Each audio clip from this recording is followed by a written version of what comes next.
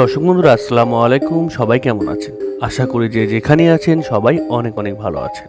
দর্শক বন্ধুরা, আপনাদের মধ্যে অনেকেই কমেন্ট করছিলেন ইনফিনিক্স হট 12 এই ফোনটি 16,000 টাকা বাজেট সেগমেন্টে কেমন হবে, ফোনটি কি আমাদের জন্য ভ্যালু ফর মানি হবে? এই কমেন্টটা ইদানিং অনেক পাচ্ছি, তাই এই কারণেই আজকের ভিডিও। বাংলাদেশের মার্কেটে ফোনটি দুটি ভেরিয়েন্টে পাওয়া যাচ্ছে, 4GB RAM 128GB ROM এবং 6GB RAM 128GB ROM। 4GB RAM ভ্যারিয়েন্টের প্রাইস রাখা হয়েছে 16,299 টাকা এবং 6GB RAM ভ্যারিয়েন্টের প্রাইস রাখা হয়েছে 18,299 টাকা। আর এরকম প্রাইস পয়েন্টে ফোনে থাকছে MediaTek Helio G85 চিপসেট এবং এছাড়াও থাকছে ভালো একটি ডিজাইন। এই সবকিছু মিলিয়ে এই বাজেটে এই ফোনটি কেমন হবে?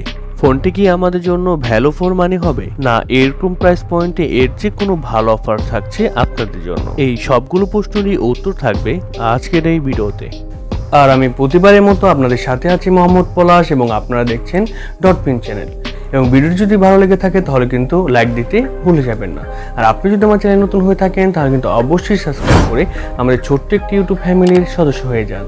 প্রথমে যদি ফোনটির ডিজাইন এবং বিল্ড কোয়ালিটি নিয়ে কথা বলি, তাহলে ফোনটির ব্যাক সাইড এবং ফ্রেমে থাকছে প্লাস্টিক। তবে ইনফিনিক্স কিন্তু এই ফোনটির ডিজাইন একটু আকর্ষণীয় করার চেষ্টা করেছে। ফোনটির ব্যাক সাইডে থাকছে দুটি ক্যামেরা এবং একেবারে নিচের দিকে থাকছে ইনফিনিক্সের ব্র্যান্ডিং। এই ফোনটিকে স্লিম বলা না গেলেও লাইটওয়েট বলা যেতে পারে, কারণ এই ফোনটির থিকনেস করা হয়েছে 8.3 মিলিমিটার এবং ওজন করা হয়েছে 195 গ্রাম।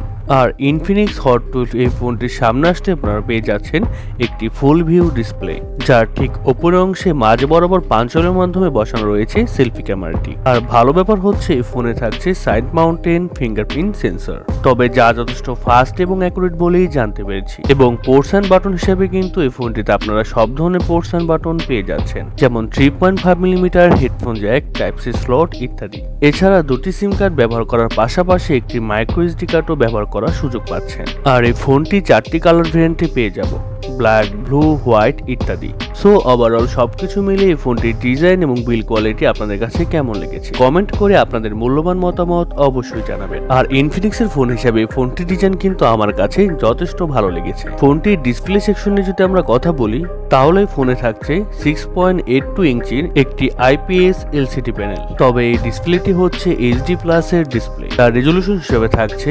720x1612 pixel. তবে ভালো ব্যাপার হচ্ছে ফোনে থাকছে 90 হার্টজের রিফ্রেশ রেট, যার কারণে ডিসপ্লের টাচ রেসপন্স কিন্তু মোটামুটি ভালোই হবে। এবং এছাড়াও থাকছে 120 হার্টজের রিফ্রেশ রেট এবং আরো থাকছে 400 ppi ডেনসিটি। তবে ইনফিনিক্স যদি এখানে ফুল HD প্লাস এর ডিসপ্লে প্রোভাইড করতো তাহলে কিন্তু দারুণ হতো। HD প্লাস ডিসপ্লে ব্যবহার করার কারণটা বুঝতে পারলাম না। HD প্লাস এর ডিসপ্লে হওয়ার কারণে এই ফোনটিতে যে কোনো কন্টেন্ট প্লে করলে শার্পনেসের ঘাটতি অবশ্যই লক্ষ্য করবেন। আর আউটডোরে যখন আপনি ফোনটি ব্যবহার করবেন তখনও কিন্তু ব্রাইটনেসের ঘাটতি অবশ্যই লক্ষ্য করবেন। তবে ইনডোরে যখন আপনি ফোনটি ব্যবহার করবেন তখন কিন্তু শার্পনেসের ঘাটতি এবং ডিসপ্লের ব্রাইটনেস ততটা আপনার কাছে ফিল হবে না। তারপর যদি আমরা ফোনটির সফটওয়্যার এবং পারফরমেন্সের কথা বলি, তাহলে ফোনে থাকছে অ্যান্ড্রয়েড 12 এবং ব্যাকএন্ডে থাকছে XOS 10.6। আর ইনফিনিক্সের UI কিন্তু আগের চেয়ে অনেক বেটার করা হয়েছে, যার কারণে ফোনটি ডে টু ডে ইউজ করতে কিন্তু আপনার কোনো সমস্যা হচ্ছে না। ফোনটিতে চিপসেট হিসেবে থাকছে MediaTek Helio G85। ফোনটি একটি 4G চিপসেট, আর এই চিপসেটটি মূলত 12 ন্যানোমিটার আর্কিটেকচারে তৈরি করা একটি Octa-core প্রসেসর এবং জিপিইউ হিসেবে থাকছে Mali G52MC2। Helio G85 এই চিপসেটটি কিন্তু মোটামুটি পাওয়ারফুল একটি চিপসেট এই বাজেট অনুযায়ী, যার কারণে যে কোনো হাই লেভেলের গেম মিডিয়াম সিটিং এ খুব ভালোভাবে খেলতে পারবেন। গেমস খেলার সময় সেরকম কোনো ল্যাগ বা ফ্রেম ড্রপ লক্ষ্য করবেন না এবং মাল্টিটাস্কিং সহ ভিডিও এডিটিং এবং অন্যান্য কাজ কিন্তু খুব স্মুথলি করতে পারবেন। এই দিক দিয়ে সেরকম কোনো সমস্যা ফেস করবেন না।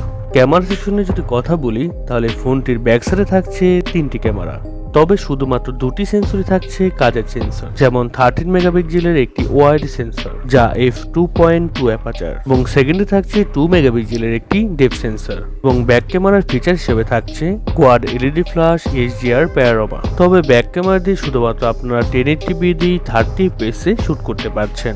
এবং এছাড়া সেলফি ক্যামেরা হিসেবে থাকছে 8 মেগাপিক্সেলের একটি ওয়াইড সেন্সর। আর সেলফিতেও কিন্তু আপনারা ডুয়েল LED ফ্ল্যাশের সাপোর্ট পেয়ে যাচ্ছেন, যার কারণে আপনারা এই সেলফি সেলফি দিয়ে লো লাইটেও খুব ভালো ভালো ছবি উঠাতে পারবেন।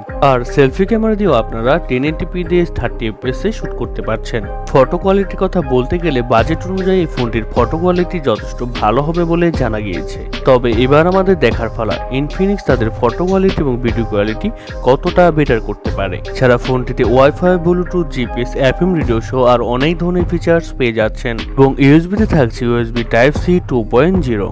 আর আরেকটি কথা, এই ফোনটিতে কিন্তু আপনারা ডুয়েল স্পিকারস পেয়ে যাচ্ছেন, যার কারণে ফোনটির অডিও কোয়ালিটিও কিন্তু ভালো হবে। ফোনটির ব্যাটারি সেকশনের কথা বলতে গেলে এই ফোনটিতে থাকছে 5000 mAh একটি ব্যাটারি এবং চার্জ করার জন্য থাকছে 18 ওয়াটের একটি ফাস্ট চার্জার।